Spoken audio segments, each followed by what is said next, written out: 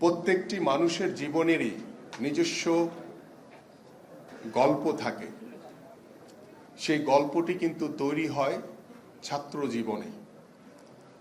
আমরা সেই ছাত্র জীবন থেকে প্রত্যেকটি মানুষই আমরা চিন্তা করি যে আমাদের কি লক্ষ্য, আমাদের এ দেশের প্রতি কি করণীয় আছে, আমরা এই দেশের জন্য কি করতে চাই, সে লক্ষ্য স্থির করেই কিন্তু আমাদের ছাত্র জীবনে আমাদের পথ চলা।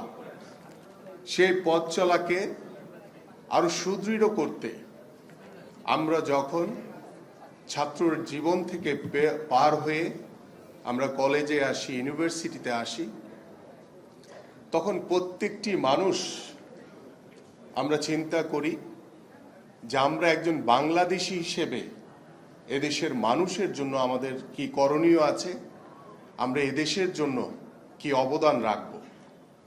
আমি এই কথাটা এইভাবে বললাম এই কারণে যে গত 17 বছর এই স্বৈরাচার শেখ হাসিনার বিরুদ্ধে বিএনপির ভারপ্রাপ্ত চেয়ারম্যান জনাব তারেক রহমানের নেতৃত্বে বাংলাদেশ জাতীয়তাবাদী ছাত্র দল সহ বাংলাদেশ জাতীয়তাবাদী দল বিএনপি সহ সকল অঙ্গ এবং সহযোগী সংগঠন এই স্বৈরাচার শেখ হাসিনার পতনকে নিশ্চিত করার জন্য যে আন্দোলন করেছে, যে সংগ্রাম করেছে, যে নির্যাতন, যে নিপীড়নের শিকার হয়েছে, এবং আমাদের এই আন্দোলনকে সফল করতে গিয়ে আমাদের বহু ভাইরা গুম হয়েছে, বহু ভাইদেরকে হত্যা করা হয়েছে, বহু ভাইরা এখন পর্যন্ত পঙ্গুত্ব বরণ করে অসহায় জীবন যাপন করছে। আমাদের বিএনপির ভারপ্রাপ্ত চেয়ারম্যান জনাব তারেক রহমানের জুলাই আগস্টে যে এক দফা দাবি ছিল যে স্বৈরাচার শেখ হাসিনার পতনের দাবি, সেই দাবিকে সফল করার লক্ষ্য নিয়ে বাংলাদেশের ছাত্র জনতা সহ এদেশের আপামর সাধারণ মানুষ রাজপথে নেমে নিজের জীবনকে উৎসর্গ করে দিয়ে আমরা বাংলাদেশকে নতুনভাবে আমরা স্বৈরাচার মুক্ত করেছিলাম। সেই স্বৈরাচার মুক্ত বাংলাদেশে আমরা আজকে স্বাধীনভাবে কথা বলতে পারছি, আজকে স্বাধীনভাবে আমরা আমাদের মতামত প্রকাশ করতে পারছি।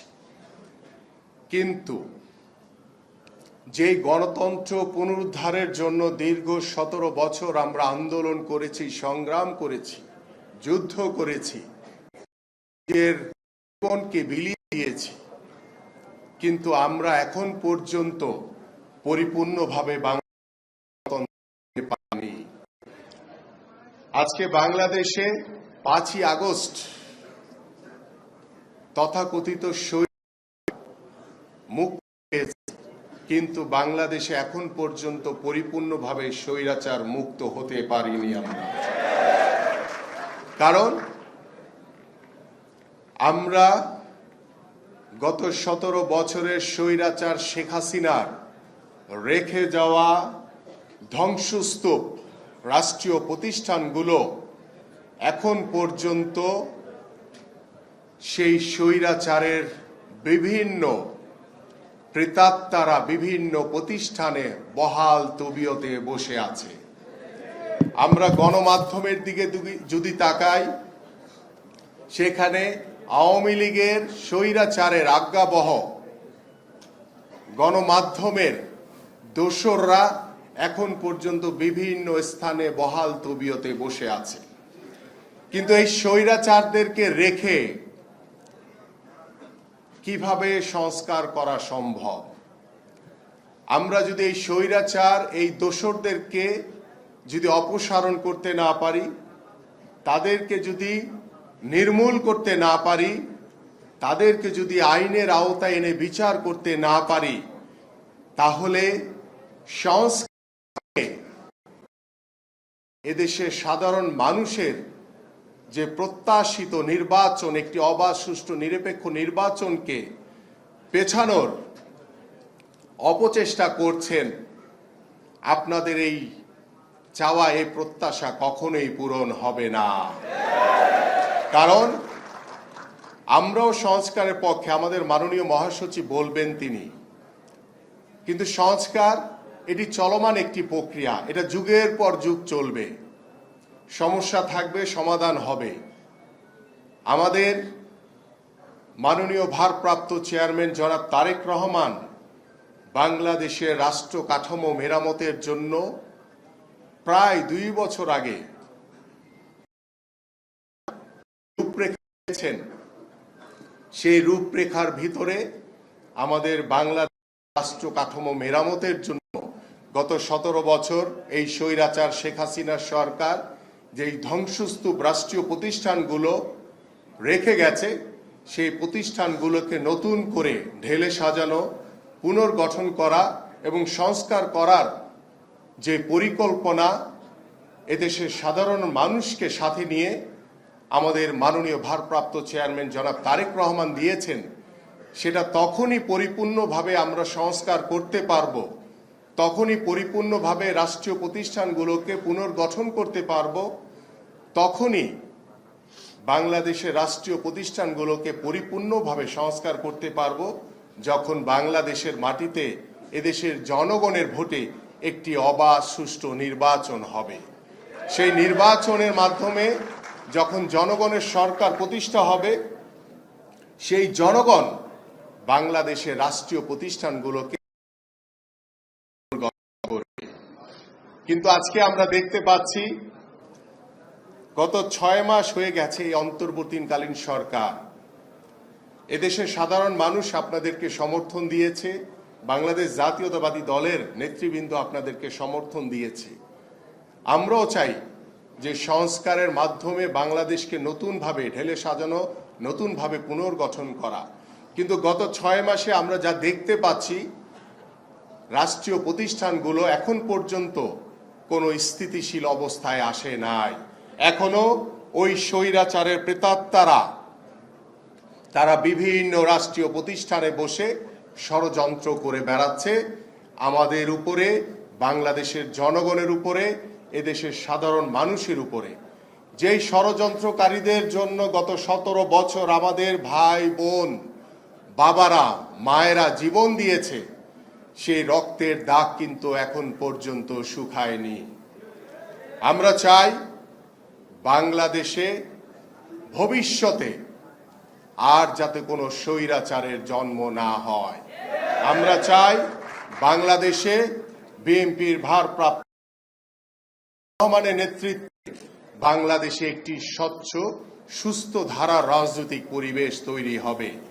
এবং আজকে দেখেন, বাংলাদেশে কিন্তু কোনো আওয়ামী লীগ আর নাই, এখন সবাই বিএনপি হয়ে গেছে, সবাই নব্য বিএনপি হয়ে গেছে। এবং সেই নব্য বিএনপি, সেই আওয়ামী লীগ বিভিন্নভাবে দখলদারি, চাঁদাবাজি, লুটতরাজ করার মাধ্যমে তারা বিএনপির উপরে দোষ চাপিয়ে দেওয়ার চেষ্টা করছে।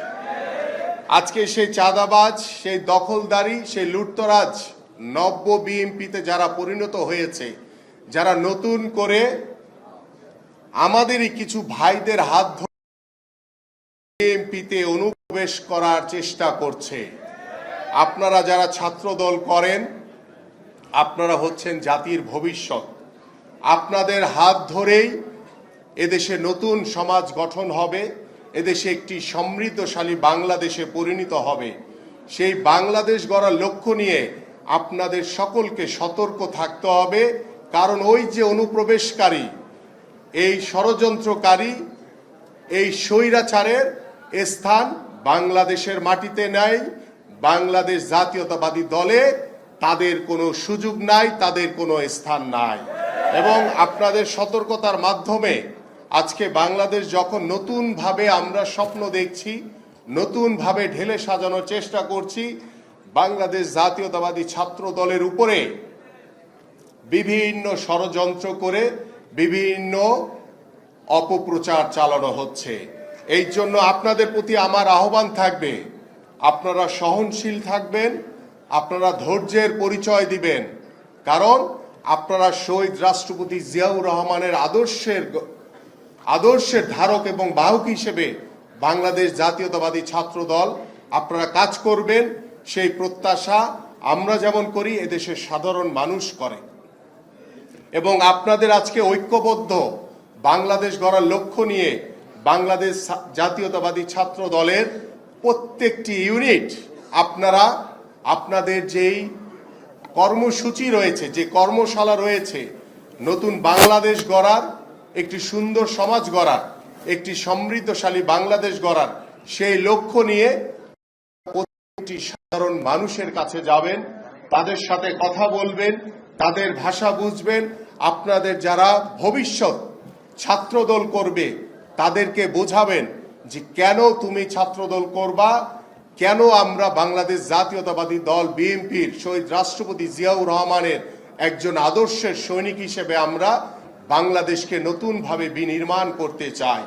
সেই স্বপ্ন আপনাদের সকলকে দেখাতে হবে, ছাত্রদেরকে, সেই নতুন প্রজন্মকে, সেই নতুন চিন্তাধারার মানুষগুলোকে, যাদেরকে নিয়ে আমরা ভবিষ্যতে একটি সুন্দর বাংলাদেশ গড়তে চাই, যে বাংলাদেশ গড়ার নেতৃত্ব দিবেন বিএনপির ভারপ্রাপ্ত চেয়ারম্যান জনাব তারেক রহমান। আপনাদের সকলকে ধন্যবাদ। বাংলাদেশ জাতীয়তাবাদী দল বিএনপি জিন্দাবাদ, দেশনেত্রী বেগম খালেদা জিয়া জিন্দাবাদ, বিএনপির ভারপ্রাপ্ত চেয়ারম্যান জনাব তারেক রহমান জিন্দাবাদ, শহীদ রাষ্ট্রপতি জিয়াউর রহমান অমর হোক, বাংলাদেশ জাতীয়তাবাদী ছাত্র দল জিন্দাবাদ।